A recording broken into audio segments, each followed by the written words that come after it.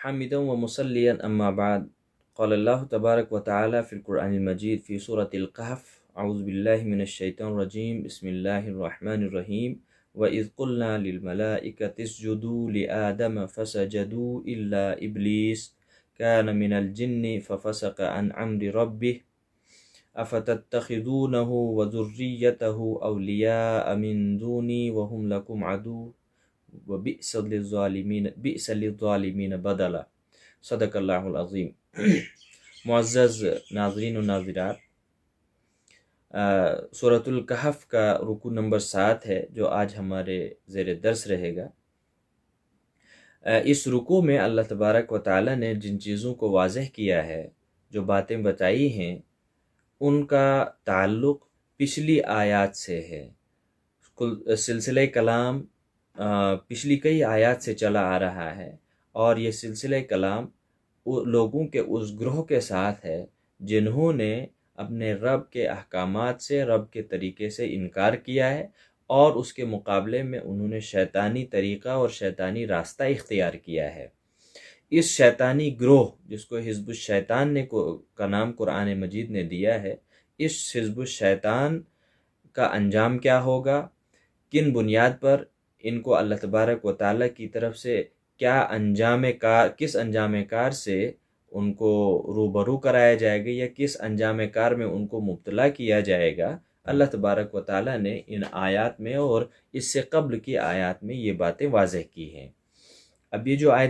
رکوع نمبر 7 ہے، اس سے قبل کی 2 آیات کا ہم بطور حوالہ یا اس کلام کو جوڑنے کے لیے ہم پچھلی 2 آیات سے اپنی باتوں کا آغاز کریں گے، تاکہ ہمارے سامنے ان آیات کا پچھلی آیات کے ساتھ جو ربط اور کنیکشن ہے، وہ کنیکشن بھی واضح ہو جائے، اور جو پچھلی آیات میں جو کچھ باتیں ہمارے سامنے گزری ہیں وہ بھی ان کا اعادہ ہو جائے، ان کا ریویژن ہو جائے.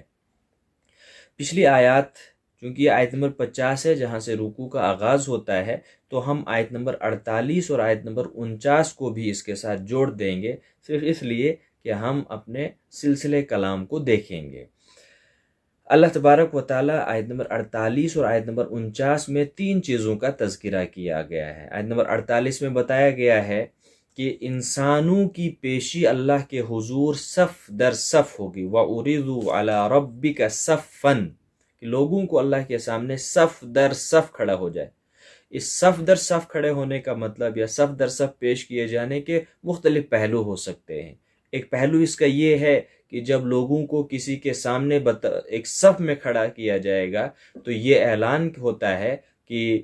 کھڑے ہونے والے شخص کی وقت اور اس کی اوقات صرف اتنی ہے کہ وہ سامنے والے کی بات کو مانے، اس کے فیصلے کو مانے، اس کے اناؤنسمنٹ کا وہ انتظار کرتا ہے کہ اس کے لیے کیا کچھ فیصلہ کیا جائے گا، وہ اس کو مانے یا وہ فیصلہ اس کے لیے ہوگا. اور اسی طریقے سے انسان کی عاجزی، اس کی بے بسی، اس کی جو ویلیو اور اس کی وقت ہے، اس کا اظہار ہے. اور اس کے علاوہ ایک اور پہلو اس کا یہ بھی ہو سکتا ہے جو قرآن مجید میں مختلف جگہوں پر بھی بتایا گیا ہے کہ ہر انسان کو اس کے قائد اور رہبر اور رہنما کے ساتھ پیش کیا جائے گا. اس کا مطلب یہ ہے کہ لوگوں کی جو صفیں ہوں گی وہ ایک کلاسیفیکیشن کے ساتھ ہوں گی. جو انسان کرونولیکل پیریڈ کے ساتھ انسان دنیا میں آیا ہے، ممکن ہے یہ صف بندی بھی ہو سکتی ہے کہ ہر صف میں اس زمانے کے لوگ ہوں گے. اور اسی طریقے سے اگلی جو آیت ہے اس میں دوسری چیز کا تذکرہ کیا گیا ہے، وہ یہ کہ انسانوں کو پیش کیے جانے کے بعد انسانوں کے نامہ اعمال بھی واضح کیے جائیں گے، ان کو بھی لوگوں کے سامنے لایا جائے گا، وہ بھی واضح ہوں گے. اور ایک کمنٹ، ایک تبصرہ مجرمین کا ہوگا. وہ کمنٹ بھی اللہ تعالیٰ نے یہاں پہ ذکر کیا ہے، اور وہ کمنٹ جو ہے وہ تبصرہ بہت اہمیت کا حامل ہے، اس کو سمجھنا ہوگا. انسانوں کو پیش کیا جائے گا، اس کے نام اعمال کو پیش کیا جائے گا. جب مجرمین اپنے نام اعمال کو دیکھیں گے تو وہ حیران اور شزدر ہو کے رہ جائیں گے کہ دنیا میں جس ہٹ درمی اور جس فخر و غرور اور تکبر کے ساتھ ہم لوگوں نے ہر کسی چیز کا انکار کیا تھا، ہر کسی چیز کے ماننے کا انکار کیا تھا، اپنی چودراہٹ کے زوم میں وہ جیتے تھے، یہاں پہ جو ہمارے سامنے یہ کتاب ہماری زندگی کی کا نامہ اعمال ہمارے سامنے پیش کیا جا رہا ہے، یہ کیسی کتاب ہے؟ لا یغادر صغیرتن، کوئی چھوٹے سے چھوٹا کام، چھوٹی سے چھوٹی بات اس نے نہیں چھوڑی، ولا کبیرتن، اور نہ کوئی بڑا کارنامہ، الا احصاها، اس نے تو اس کو شمار میں لایا ہے۔ یعنی اللہ تعالیٰ نے انسان کے ساتھ ایک کیمرہ، ایک سینسر ٹائپ کا کیمرہ لگایا ہے، جس سینسر کیمرے نے انسان کی کسی بھی حرکت و سکنت کو چھوڑا نہیں ہے، اس کو قید کر لیا ہے، اور وہاں پہ انسان کی پوری زندگی کا ایک ایک لمحہ، ایک ایک سیکنڈ کا انسان مشاہدہ کرے گا۔ 60 سالہ زندگی ہو، 20 سالہ ہو، 50 سالہ ہو، 35 سالہ ہو، مہینے کی زندگی ہو، یا 100 سالہ زندگی کیوں نہ، پوری ریل انسان کے سامنے آ جائے گی۔ یہ ہے تمہارا نامہ اعمال، یہ ہے تمہاری پوری زندگی، اس کو تمہارے سامنے پیش کیا جا رہا ہے۔ پوری زندگی کو دیکھ لو اور اپنے لیے فیصلہ کر لو کہ تمہارا انجام کار کیا ہوگا، چونکہ یہ انجام کار حزب الشیطان کے سلسلے کلام میں کیا گیا ہے، مجرمین کا ذکر کیا جا رہا ہے، اس کا مطلب یہ ہے کہ اعلان کیا جائے گا کہ مجرموں دیکھو، تمہاری زندگی کا ہر عمل تمہارے سامنے ہے، اب تمہارے دائیں جانب جنت ہے اور تمہارے بائیں جانب جہنم ہے، تو فیصلہ کر لو، خود منصفانہ فیصلہ کرو گے تم کہ تمہارا انجام، تمہارا ٹھکانہ کہاں ہوگا، تمہاری دائیں جانب ہوگا یا تمہاری بائیں جانب ہوگا۔ یہ پچھلے آیات میں اس طریقے کی گفتگو کی جا رہی ہے۔ اب آیت نمبر 50 میں کو اس کے ساتھ جوڑ دیا جا رہا ہے۔ پیچھے قیامت کا ذکر، انسان کے فیصلے کا ذکر، اس کے نام اعمال کا ذکر، یعنی گویا کہ قیامت کی منظر کشی کی جا رہی ہے۔ اسی قیامت کی منظر کشی کرتے کرتے اللہ تبارک و تعالی نے یہاں پہ دو باتیں لائی ہیں بیچ میں، جن کا بظاہر ان پچھلی آیات کے ساتھ کوئی تعلق نہیں ہے، لیکن جب ہم اس کے تعلق کو جوڑیں گے، اس کے ربط کو دیکھیں گے، تو دیکھیں گے کہ اللہ تبارک و تعالیٰ نے کس باریکی کے ساتھ انسان کو اس کی زندگی میں صحیح راستے پر چلنے کے لیے راغب کرنے کی کوشش کی ہے، وہ ہم ان آیات سے سمجھنے کی کوشش کریں گے۔ وَإِذْ قُلْنَا لِلْمَلَائِكَةِ اسْجُدُوا لِآدَمَ فَسَجَدُوا إِلَّا إِبْلِيسَ، پورا ایک یعنی جو اوپر سے جو بات کی جا رہی ہے، اسی ضمن میں ایک واقعے کی طرف اشارہ کیا گیا ہے، اور وہ واقعہ انسان کی ابتدا کا ہے، آدم کی پیدائش کا واقعہ ہے۔ جب آدم علیہ السلام کو پیدا کیا گیا تھا، اس کے سامنے اللہ تبارک و تعالی نے عملی طور پر 2 کریکٹرز پیش کیے تھے، یعنی اپنی زندگی کے آغاز میں ہی اللہ تبارک و تعالیٰ نے آدم کو 2 متضاد کریکٹر سے متعارف کرایا تھا، 2 اپوزٹ کریکٹر سے متعارف کرایا تھا، روشناس کرایا تھا، جس کا ذکر یہاں پہ بتایا گیا تھا۔ اس وقت کو یاد کرو جب ہم نے فرشتوں سے کہا تھا اسجدوا لآدم، کہ آپ آدم کے سامنے جھک جاؤ، فسجدوا، وہ جھک گئے، الا ابلیس، سوائے ابلیس کے۔ 2 کریکٹر، ایک کریکٹر ملائکہ کریکٹر ہے، ملائکہ کا کریکٹر ہے، فرشتوں کا کریکٹر ہے، جو سراپا فرما برداری کا کریکٹر ہے، یعنی فرما برداری کا ملائکہ کو، فرشتوں کو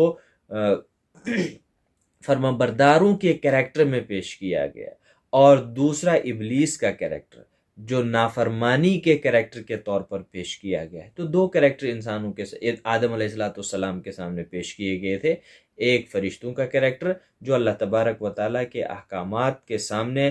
بلا کسی ہچکچاہٹ کے، بغیر کسی تعویل کے سر تسلیم خم کرتے ہیں، اور انہوں نے اپنے لیے سرخروئی کو اپنی سمیٹا، اپنے لیے کامیابی کی ضمانت حاصل کی۔ اور دوسری طرف سے وہ کریکٹر جو اللہ تعالیٰ کے امر کے سامنے کھڑا ہو جاتا ہے، اور وہ ابلیس کا کریکٹر ہے۔ نافرمانی کے کریکٹر کے طور پر ابلیس کو پیش کیا گیا ہے۔ ہم دیکھتے ہیں کہ ابلیس کی شکل میں جب شیطانی کردار آدم علیہ السلام کے سامنے پیش کیا جاتا ہے، تو اس کی اصل کیا ہے؟ اس کی اصل یہ ہے کہ اس نے اپنے اس نافرمانی کے لیے اس کی نافرمانی کو تلاش کرنے کے لیے، اس کی گنجائش کو تلاش کرنے کے لیے مختلف قسم کی تعویلات کی۔ سورہ بقرہ میں یا دوسری جگہوں پر بھی اللہ تبارک و تعالیٰ نے اس دلیل کو بھی پیش کیا ہے جو دلیل وہ ابلیس دیتا ہے کہ اے اللہ، آپ نے تو اس آدم کو مٹی سے بنایا ہے اور مجھے آگ سے بنایا ہے۔ آگ کی جو خاصیت ہوتی ہے، اس کی جو نیچر ہوتی ہے، وہ اوپر کی طرف اٹھنا ہے، جبکہ مٹی کی فطرت، مٹی کی نیچر پاؤں تلے رند جانا ہے۔ تو میں کیسے اس کے سامنے سر تسلیم خم کروں؟ تو اس قسم کی جو دلائل اور ریفرنسز دے کر اس نے اپنی اس نافرمانی کو ڈیفینڈ کرنے کی کوشش کی، اس کو جسٹیفائی کرنے کی کوشش کی، لیکن چونکہ اللہ تعالیٰ کے حکم کے سامنے کھڑا ہو گیا تھا تو اللہ تبارک و تعالیٰ نے اس کو راندہ درگاہ کر دیا، اپنی رحمتوں سے محروم کر دیا گیا، اور اسے قیامت تک کے لیے لعنتی قرار دیا گیا، ذلیل کر دیا گیا، رسوا کر دیا گیا، اور اس کے لیے گمراہی کی سٹمپ لگ گئی اور اس کو گمراہ قرار دیا گیا۔ تو یہ دو کریکٹرز تھے جو اللہ تبارک و تعالیٰ نے اپنی زندگی کے ابتدا میں ہی آدم کو جس سے روبرو کروایا تھا۔ یہاں پہ دو متضاد کریکٹرز کو جب ہم کمپیریٹیو اسٹڈی کریں گے تو ہمارے سامنے ایک اہم نقطہ آتا ہے، وہ نقطہ ہمارے ذہن میں رہنا چاہیے، وہ یہ کہ فرمانبرداری اور نافرمانی کا جو بنیادی تعلق ہوتا ہے وہ انسان کے دل سے ہوتا ہے، دل کے جذبات سے ہوتا ہے۔ اللہ تبارک و تعالیٰ نے، اللہ کے رسول صلی اللہ علیہ وسلم نے اس حقیقت کو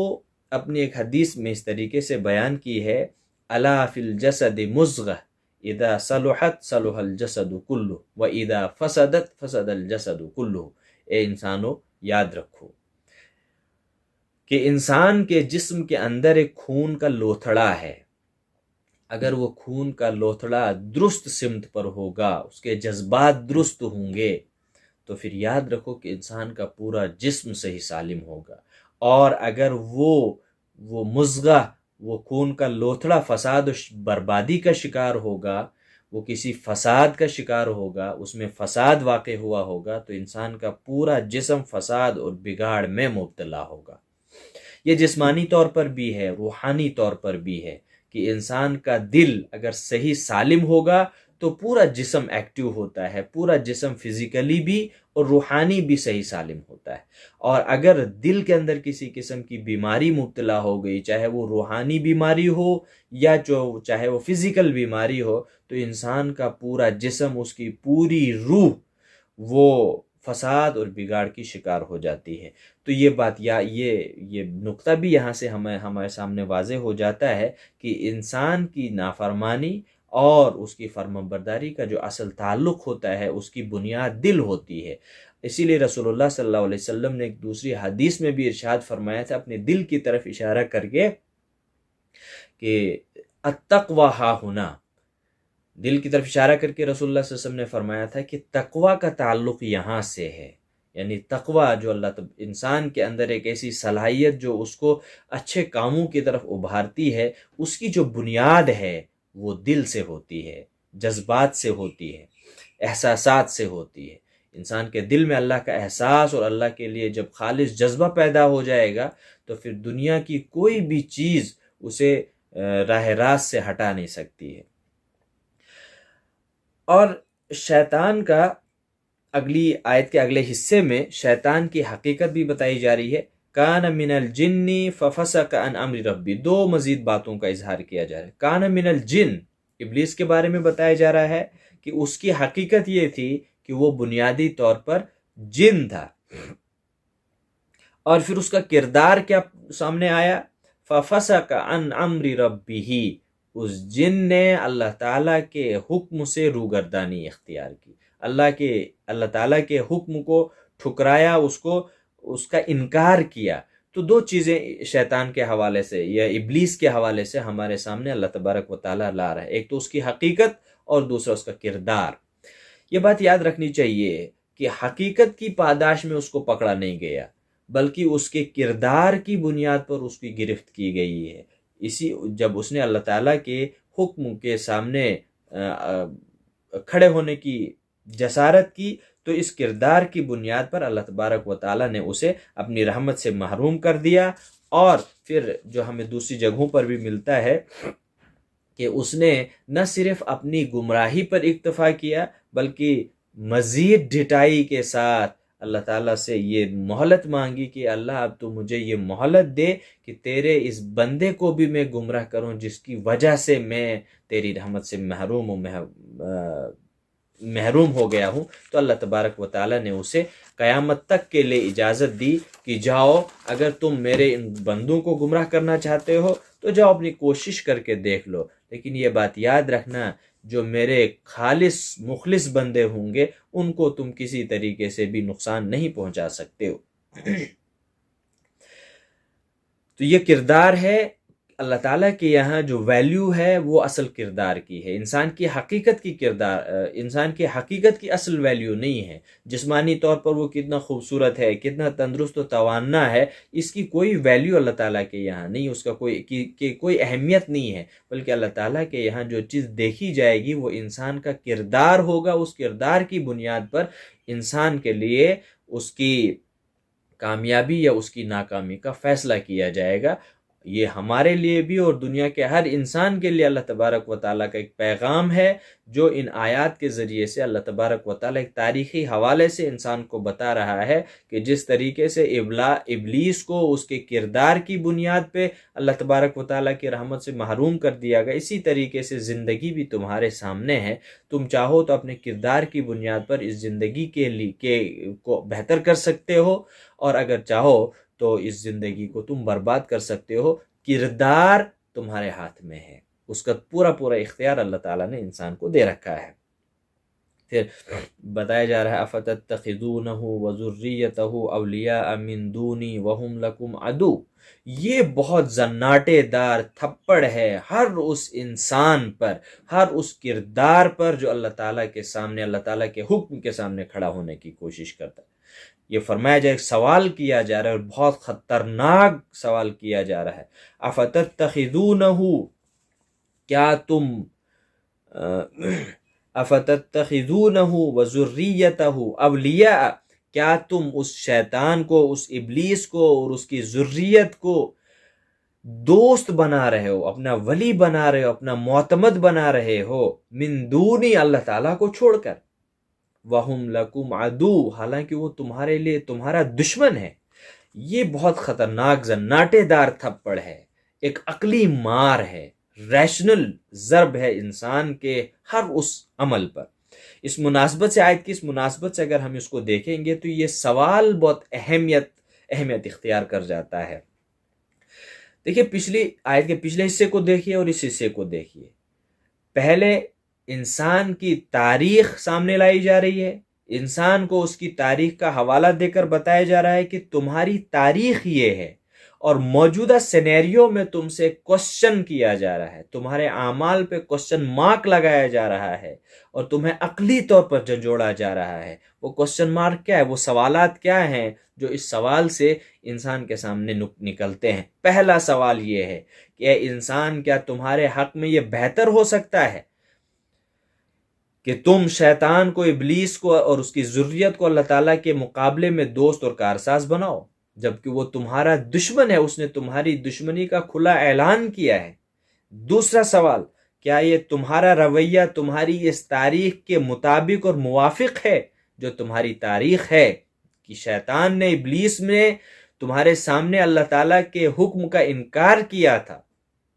اور تمہاری وجہ سے وہ گمراہ ہوا تھا، اس نے تمہیں گمراہ کرنے کی مہلت اللہ سے لی ہوئی ہے، اور اللہ نے اس کو دی بھی ہے، پوری پرمیشن اس کو ملی ہوئی ہے۔ تو کیا اس پورے تاریخ کے باوجود کیا تمہارا جو رویہ ہے وہ اپنی تاریخ کے موافق ہے؟ اور تیسری کہ کیا یہ عقل مندی کی بات ہے، کیا یہ کوئی ریشنل بات ہے کہ جو تمہارا کھلا دشمن ہے اس سے تم کسی نفع اور بھلائی کی توقع کر سکو؟ گویا کہ یہ ان کی عقل مندی پر ایک سوالیہ نشان لگایا گیا ہے، ہر اس انسان کی عقل مندی پر جو انسان دنیا میں عقل مند ہونے کا دعویٰ کرتا ہے۔ اور پھر شیطان کا ایک اعلان، ابلیس کا ایک اعلان، بئس للظالمین بدلا، اللہ کی طرف سے کیا جا رہا ہے کہ جو بھی شخص شیطان کی، ابلیس کی اس روش کو اختیار کرے گا، ابلیس کے اس کردار کو اختیار کرے گا، وہ ظالم ہوگا، وہ اپنے آپ پر ظلم کرنے والا ہوگا، اور ظالم کو ٹھکانہ، ان کا انجام بہت برا ہوگا۔ یعنی ہو سکتا ہے کہ منمانی کرنے کے بعد تمہارا حشر بہتر ہو سکتا ہے، منمانی کرنے کے بعد تمہارا انجام اچھا ہوگا۔ اس گمان اور اس غلط فہمی سے انسان کو بتایا جا رہا ہے کہ بالکل باہر آنا ہوگا، پریکٹیکلی سوچنا ہوگا،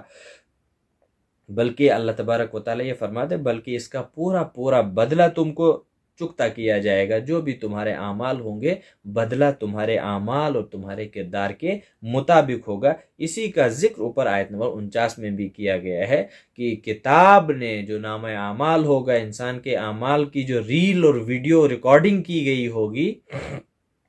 اس نے انسان کی کسی بھی حرکت اور اس کی سکنت کو نہیں چھوڑا ہوگا۔ ہر حرکت و سکنت، تمام حرکات و سکنات ریکارڈ کی گئی ہوں گی، آن ریکارڈ ہوں گی، انسان کے سامنے ان کو پیش کیا جائے گا۔ اگلی آیت میں بتایا جا رہا ہے ما اشهدتهم خلق السماوات والارض ولا خلق انفسهم وما كنت متخذ المضلين عضدا۔ پھر ایک اور تھپڑ انسان پر لگایا جا رہا ہے۔ اس آیت کو سمجھنے سے پہلے ایک تاریخی بات ہمیں معلوم ہونی چاہیے تاکہ اس آیت کو ہم اچھے طریقے سے سمجھ سکیں گے۔ وہ یہ ہے کہ مشرکین مکہ نے مختلف جنوں کو خدائی عہدہ اور منصب دے رکھا تھا۔ اپنے وہموں اور اپنے اعتقادات کے مطابق انہوں نے مختلف وادیوں، مختلف پہاڑوں کے مختلف جن بنائے تھے اور ان کی بت بنائے ہوئے تھے جن کی وہ پوجا کرتے تھے اور ان سے پناہ مانگتے تھے، اور ان سے کبھی کبھار تو بعض بتوں سے اس قدر وہ خوف زدہ ہوتے تھے کہ وہ ان کے لیے نظر و نیاز کرتے تھے، چڑھاوے چڑھاتے تھے، بلکہ اپنی اولاد کی قربانی دینے کے لیے بھی تیار ہو جاتے تھے۔ تو یہ ایک تاریخی پس منظر ہے اس آیت کا، وہ بھی ہمیں سمجھنا ہوگا، اور آیت کا اسلوب بھی سمجھنا ہوگا۔ ایک تو اس کا پس منظر ہے اور دوسرا اس کا اسلوب ہے۔ اسلوب بہت طنزیہ ہے، طنز اور ٹونٹ ماری گئی ہے۔ کس پر؟ ان لوگوں پر جو ابلیس کی اس روش پر قائم و دائم رہتے ہیں یا اس کے وہ علم بردار ہوتے ہیں۔ طنز یہ بتایا، مشرکین کو یہ بتایا گیا ہے کہ واہ کیا عقل مندی ہے تمہاری،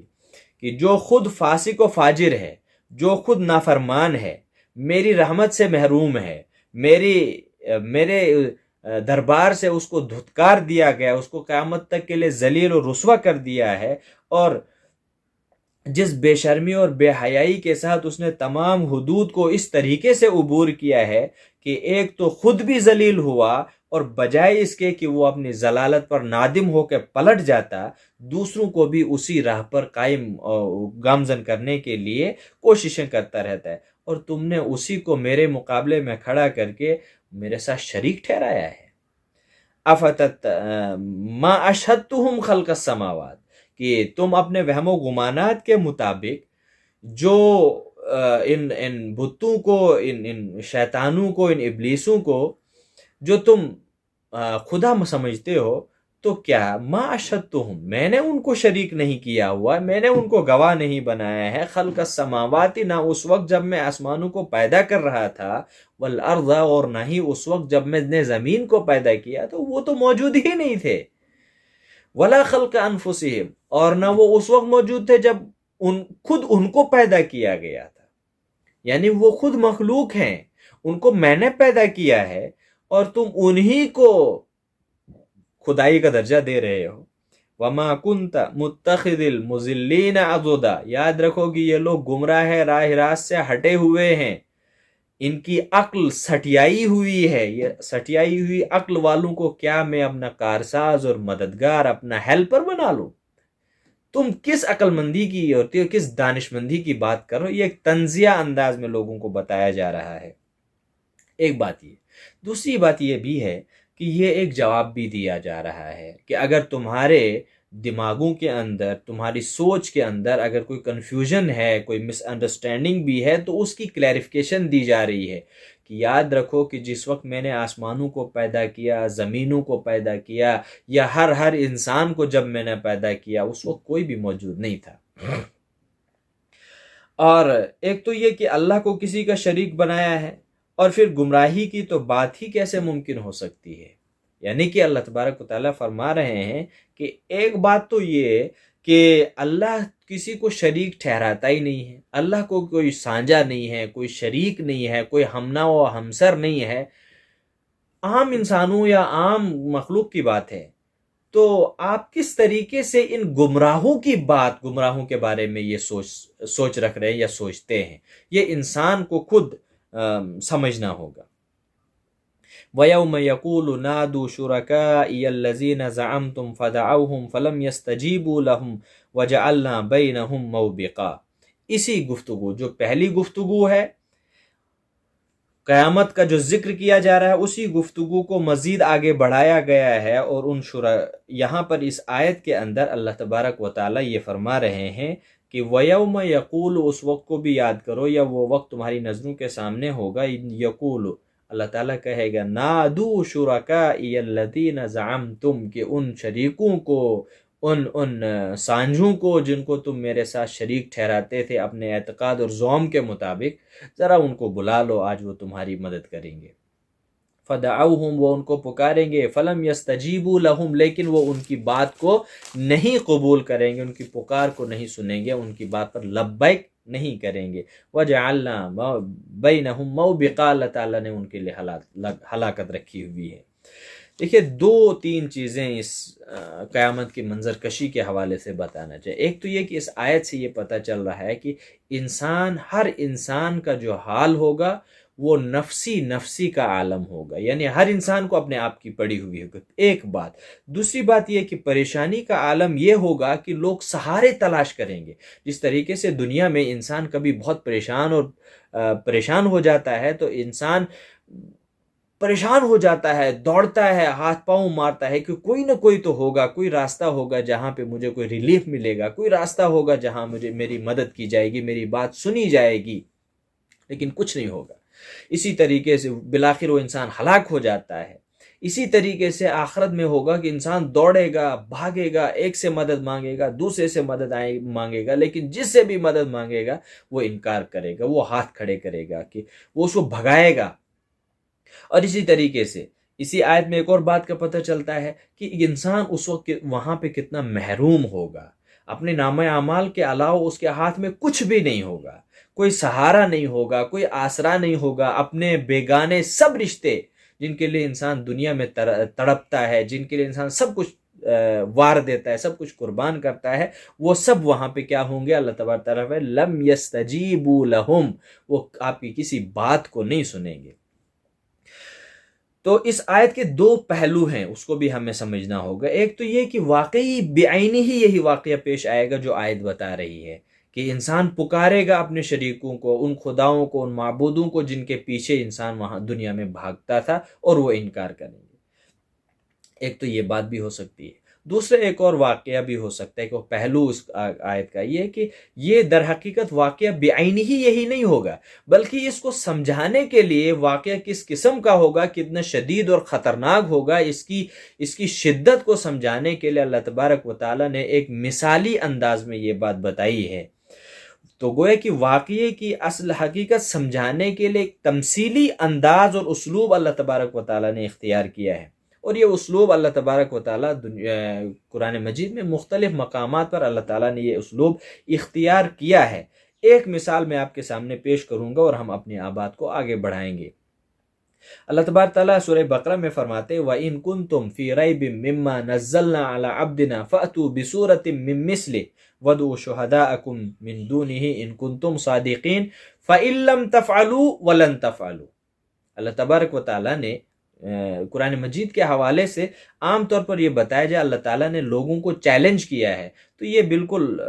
چیلنج اللہ تبارک و تعالیٰ کی طرف سے نہیں ہے۔ اللہ تعالیٰ کیوں بندوں کو چیلنج کرے گا؟ وہ اللہ تعالیٰ نے ہی تو انسانوں کو پیدا کیا ہے، بلکہ اصل میں یہ چیلنج کی شکل میں ایک تفہیمی اسلوب ہوتا ہے، بات کو سمجھانے کا ایک اسلوب ہوتا ہے جو اللہ تبارک و تعالیٰ نے اختیار کیا ہے۔ یعنی واقعہ یہ نہیں ہے کہ تمہیں چیلنج کیا جا رہا ہے کہ تم اس قرآن کی جیسی کوئی آیت لے کے آؤ، بلکہ اصل معاملہ یہ ہے کہ جس کلام میں تم شک کر رہے ہو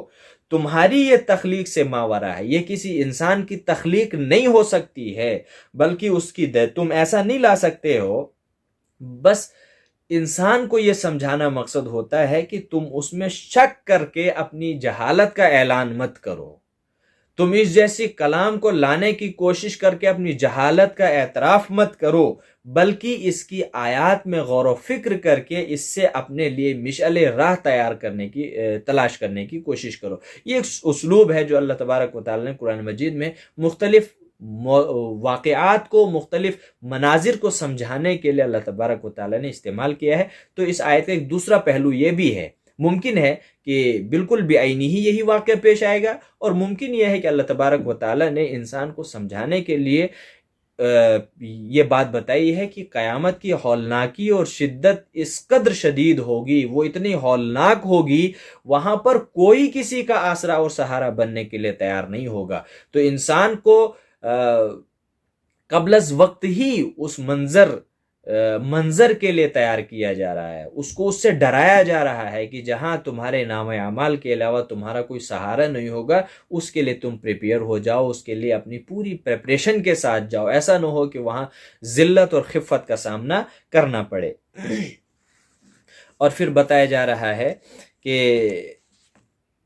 وَرَأَ الْمُجْرِمُونَ النَّارَ فَظَنُّوا أَنَّهُمْ مَوَاقِعُوهَا وَلَمْ يَجِدُوا عَنْهَا مَصْرِفًا،